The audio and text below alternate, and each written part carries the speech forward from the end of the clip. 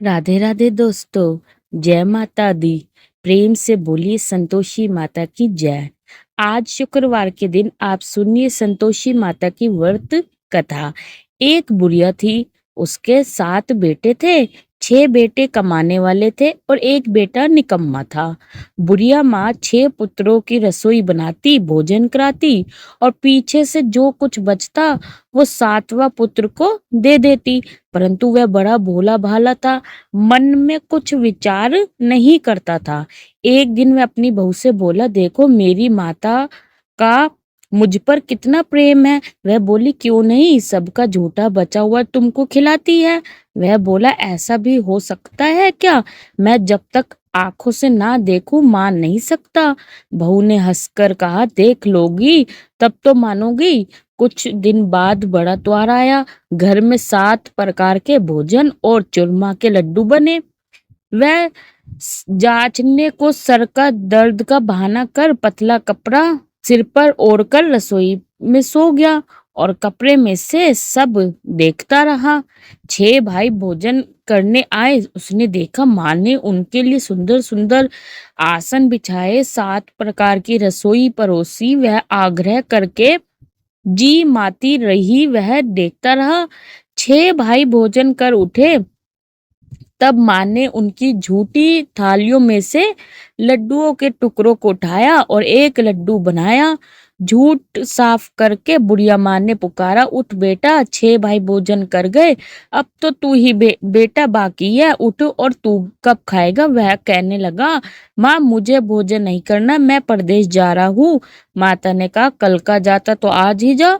वह बोला, हाँ हाँ आज ही जा रहा हूँ। यह कहकर वह घर से निकल गया। चलते समय उसे बहू की याद आई। वह गौशाला में कंडे थाप रही थी। वह उसे जाकर बोला, मेरे पास तो कुछ नहीं है, यह अंगूठी है, सो ले लो और अपनी कुछ निशानी मुझे दे दो। वह बोली कि मेरे पास क्या है, यह गोबर भरा हाथ है। यह कहकर उसकी पीठ पर गोबर के हाथ ही थाप मार दी और वह चल दिया। चलते चलते दूर देश में पहुंचा। वहां पर एक साहूकार की दुकान थी। वहां जाकर बोला, भाई मुझे नौकरी पे रख लो। साहूकार को नौकर की जरूरत थी। साहूकार उससे बोला, तू नौकरी पर रह जा। लड़के ने पूछा, तनख्वाह क्या रहेगी? साहूकार ने कहा, काम देखकर दाम मिलेंगे। साहूकार की नौकरी मिल गई। वह सवेरे 6 बजे से रात के 12 बजे तक नौकरी करने लगा। कुछ दिनों से दुकान का लेन देन, हिसाब किताब, ग्राहकों को माल बेचना, सारा काम करने लगा। साहूकार के 7-8 नौकर थे। वे सब चक्कर खाने लगे कि यह नया नौकर बहुत होशियार बन गया है। सेठ ने भी काम देखा और 3 महीने के अंदर ही उसे मुनाफे का साझीदार बना लिया। 12 साल में वह नामी सेठ बन गया और जो मालिक था वो सारा अपना जितना भी कारोबार था वो सारा का सारा उस पर छोड़कर बाहर चला गया। अब बहू पर क्या बीती वह सुनते हैं। सास ससुर उसे दुखी देने लगे। सारी घर का जो काम करा के उससे लकड़ी लेने जंगल में भेजते। इस बीच घर की रोटियों के आटे से भी जो भूसी निकलती उसकी रोटी बनाकर रख दी जाती और फूटे नारियल की नरेली में पानी, इस तरह दिन बीतते रहे। एक दिन वह लकड़ी लेने जा रही थी कि इस रास्ते में बहुत सी स्त्रियां संतोषी माता का व्रत करती दिखाई दी। यहाँ खड़ी होकर कहने लगी, बहनों तुम किस देवता का व्रत करती हो और इसके करने से क्या फल मिलता है? इस व्रत के करने की क्या विधि है? यदि तुम अपने इस व्रत का विधान मुझे समझाकर कहोगी तो मैं तुम्हारा बड़ा एहसान मानूंगी। तब उनमें से एक स्त्री बोली, सुनो, यह संतोषी माता का व्रत है। इसके करने से निर्धनता, दरिद्रता का नाश होता है, लक्ष्मी आती है, मन की चिंताएं दूर होती है, घर में सुख होने से मन को खुशी और शांति मिलती है, निपुत्री को पुत्र मिलता है, प्रीतम बाहर गए हो तो शीघ्र आता है, कुंवारी कन्या को मनपसंद वर मिलता है, राज द्वार में बहुत दिनों से मुकम्मा चलता हो तो वह भी खत्म होता है, घर में कलेश की निवृत्ति हो, सुख शांति हो, घर में धन जमा हो, पैसा जायदाद का लाभ हो, और भी मन में जो कुछ कामना हो, वह सब इस संतोषी माता की कृपा से पूरी होती है।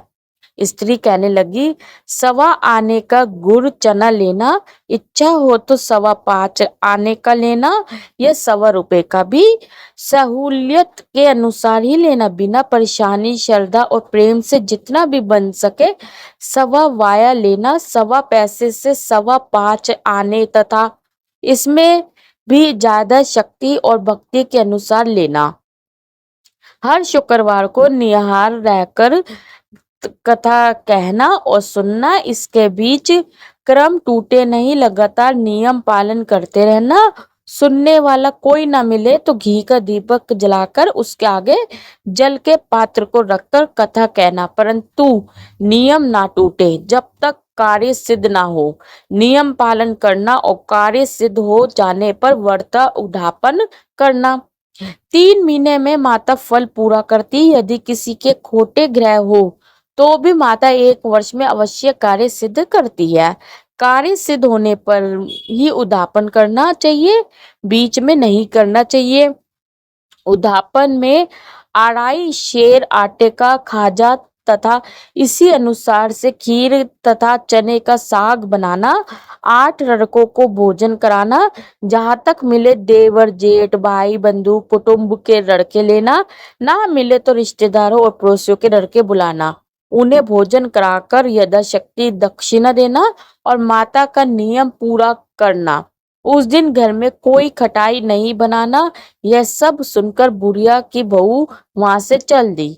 रास्ते में लकड़ी के बोझ से बेच दिया और उन पैसों से गुरचना लेकर माता के व्रत की तैयारी करने लगी।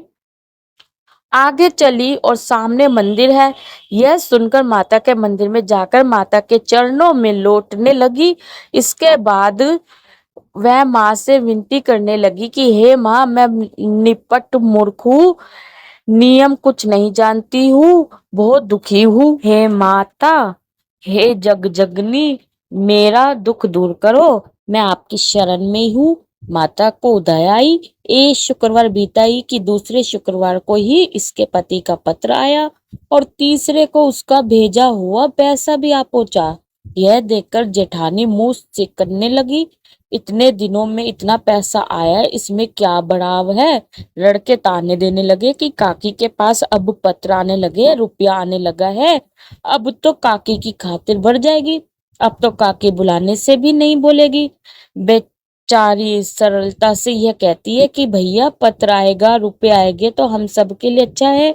ऐसा कहकर आंखों में आंसू भरकर संतोषी माता के मंदिर में आकर मातेश्वरी के चरणों में गिरकर रोने लगी। माँ, मैंने तुमसे पैसा नहीं मांगा, मुझे पैसे से क्या काम है, मुझे तो अपने सुहाग से काम है, मैं तो अपने स्वामी के दर्शन और सेवा मांगती हूँ। तब माता ने खुश होकर कहा, जा बेटी, तेरा स्वामी आएगा। यह सुनकर खुशी से वह बावली होकर घर जाकर काम करने लगी।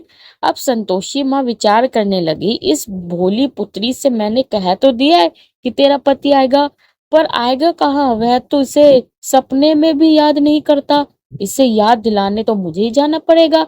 इस तरह माता उस बुढ़िया के बेटे के पास जाकर सपने में प्रकट होकर कहने लगी, साहूकार के बेटे, सोता है या जागता है। वह कहता है, माता, सोता भी नहीं हूँ, जागता भी नहीं हूँ, बीच में ही हूँ, कहो क्या आज्ञा है। माँ कहने लगी, तेरा घर बार है या नहीं।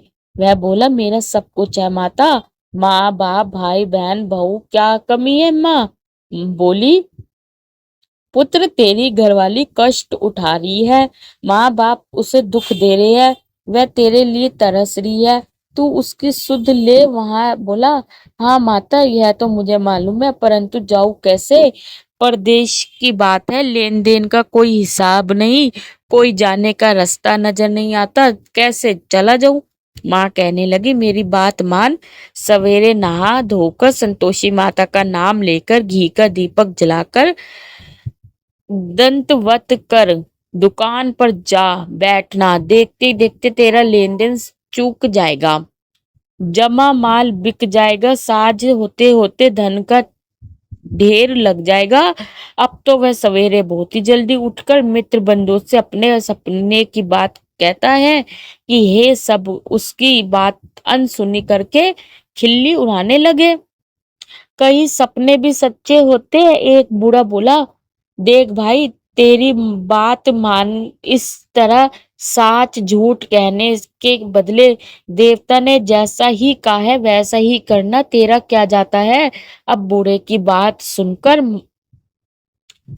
मानकर वह नहा धोकर संतोषी माता को दंडवत कर घी का दीपक जलाकर दुकान पर जा बैठता है। थोड़ी देर में वह क्या देखता है कि देने वाले रुपए लाए, लेने वाले हिसाब लाए। कोठे में भरे सामानों के खरीदार नकद में सौदा करने लगे। शाम तक धन की तो ढेर लग गया। मन में माता का नाम लेकर बहुत खुश हुआ। घर जाने के लिए गहना कपड़ा सामान खरीदने लगा। यहाँ के काम से निपट घर को रवाना हुआ। उधर बहू बेचारी जंगल में लकड़ी लेने जाती है। लौटते वक्त माता जी के मंदिर में विश्राम करती है। वह तो उसके रोज रुकने का स्थान ही था। अब दूर धूल उड़ती देखकर वह माता से पूछती है, हे माता, यह धूल कैसे उड़ रही है। माता कहती है, पुत्री, तेरा पति आ रहा है। अब तू ऐसा कर, लकड़ियों के 3 बोझ बना ले। एक नदी के किनारे रखना, दूसरा अपने मंदिर पर और तीसरा अपने सिर पर। तेरे पति को लकड़ी के गट्ठा देखकर मोह पैदा होगा। वह यहाँ रुकेगा, नाश्ता पानी बनाकर खाकर माँ से मिलने जाएगा। तू लकड़ी का बोझ उठाकर जाना और बीच चौक में गट्ठा लाकर 3 आवाजें जोर से लगाना। लो सासू जी, लकड़ियों का गट्ठा लाई हूँ, भूसी की रोटी दो, नारियल के खोपरे में पानी दो। आज कौन मेहमान आए हैं। माँ की यह बात सुनकर वह बहुत अच्छा माता जी कहकर प्रसन्न मन होकर लकड़ियों के 3 गट्ठे ले आई। एक नदी के तट पर, एक माता के मंदिर पर रखा। इतने में ही वह मुसाफिर आ पहुंचा। सूखी लकड़ी देखकर उसकी इच्छा हुई कि अब यहीं निवास करे और भोजन बनाकर खा पीकर गाँव जाए। इस प्रकार भोजन बनाकर विश्राम कर कर गांव को गया। उसी समय बहू सिर पर लकड़ी का गट्ठा लिए आती है। उसे आंगन में डालकर जोर से 3 आवाजें देती है, लो सासू जी, लकड़ी का गट्ठा लो, भूसी की रोटी दो, नारियल के खोपरे में पानी दो।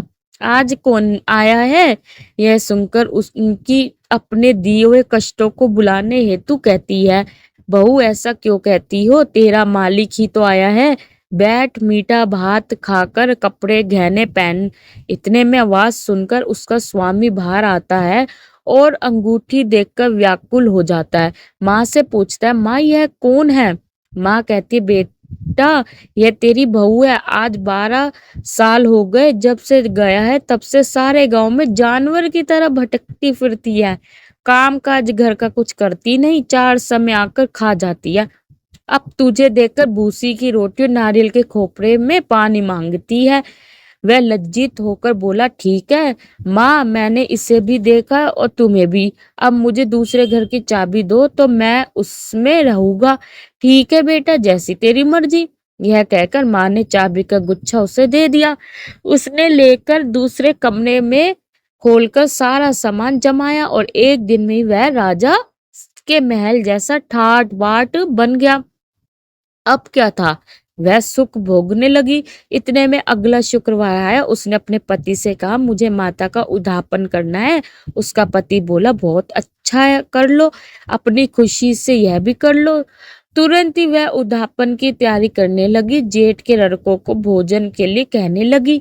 उसने मंजूर किया, परंतु पीछे जेठानी अपने बच्चों को सिखाती है, देखो, भोजन के समय सब लोग खटाई मांगना, जिससे इसका उद्यापन पूरा ना हो। लड़की खाना खाने आए, खीर पेट भरकर खाई, परंतु बात याद आते ही कहने लगे, हम कुछ खटाई खाने को दो, खीर खाना हमें नहीं। यह देखकर अरुचि होती है। बहू कहने लगी, खटाई किसी को नहीं दी जाएगी, यह तो संतोषी माता का प्रसाद है। लड़के उठकर खड़े हुए और बोले, पैसे लाओ। भोली बहू कुछ जानती नहीं थी, सो उन्हें पैसे दे दिए। लड़के उसी समय उठकर इमली लेकर खाने लगे। यह देखकर बहू पर माता ने कोप किया। राजा की दूत उसके पति को पकड़कर ले गए और जेठ जेठानी मन मानने खोटे वचन कहने लगे। लूट लूट कर धन इकट्ठा कर लाया था, सो राजा के दूध उसे पकड़कर ले गए हैं। अब सब मालूम हो जाएगा जब जेल की रोटी खाएगा। बहू से यह वचन सहन नहीं हुआ। रोती रोती माता के मंदिर में गई और बोली, हे माता, तुमने यह क्या किया? हंसा कर क्यों रुलाती हो? माता बोली, पुत्री, तूने उद्यापन के करके मेरा वर्क भंग किया, इतनी जल्दी सब बातें भुला दी। वह कहने लगी, माता भूली तो नहीं हूँ, ना कुछ अपराध किया है। मुझे तो लड़कों ने भूल में डाल दिया, मैंने भूल से उन्हीं पैसे दे दिए, मुझे क्षमा करो। माँ बोली, ऐसी भी कहीं भूल होती है। वह बोली, माँ मुझे माफ कर दो, मैं फिर तुम्हारा उद्यापन करूंगी। माँ बोली, अब भूल मत करना। वह बोली, अब भूल नहीं होगी माता। अब बताओ वे कैसे आएंगे? माँ बोली, जा पुत्री, तेरा मालिक तुझे रास्ते में ही आता मिलेगा।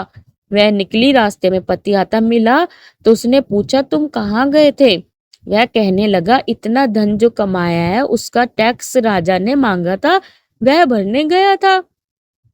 वह खुशी से होकर बोली, अच्छा हुआ, अब घर चलो। कुछ दिन बाद फिर से शुक्रवार आया तो वह बोली, मुझे माता का उद्यापन करना है। पति ने कहा, कर लो। फिर जेठ के लड़कों से भोजन को कहने लगी तो जेठानी ने एक दो बातें सुनाई और लड़के सिखा दिए कि तुम पहले ही खटाई मांग लेना।